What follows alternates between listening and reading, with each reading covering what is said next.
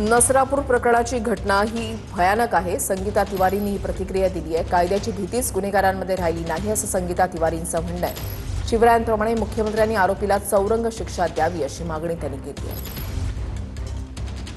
नसरापूर प्रकरणातील जी अल्पवयीन मुलगी आहे तिच्यावरती लैंगिक अत्याचार आणि त्यानंतर निर्घृणपणे केलेली हत्या अगदी राज्यभरात तीव्र पडसाद जे आहे ते उमटताना दिसत आहे. आता त्या प्रकरणावरती पुढे कारवाईचं काय?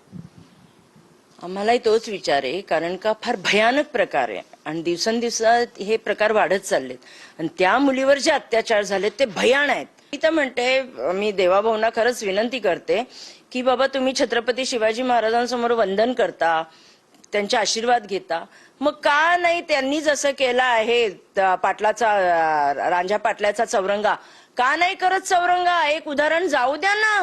पूर्ण महाराष्ट्रभर काय हिंदुस्थानभर जाईल ते की चौरंगा करा आणि त्याला टाका रस्त्यावर. पुन्हा असे त्रास देणारी लोक निर्माण होणार नाही, त्यांच्यामध्ये त्या शिक्षेची भीती निर्माण होईल. महाराष्ट्रभर प्रश्न पडलाय की या चिमुरडीला खरंच न्याय मिळेल का देवाभाऊ, असंच मी विचारेन. अहो, त्या मुलीवर बलात्कार झालाय, तिला मारून टाकले, त्याच्यानंतर तुम्ही पुरावे बिरावे, कसले पुरावे बिरावे? छत्रपती शिवाजी महाराजांचा आदर्श दाखवताय ना, मग करा ना. छत्रपती शिवाजी महाराजांनी जसा चौरंगा केला चौरंगा करा, लिंग कापून टाका त्याचं, सोडून द्या रस्त्यावर.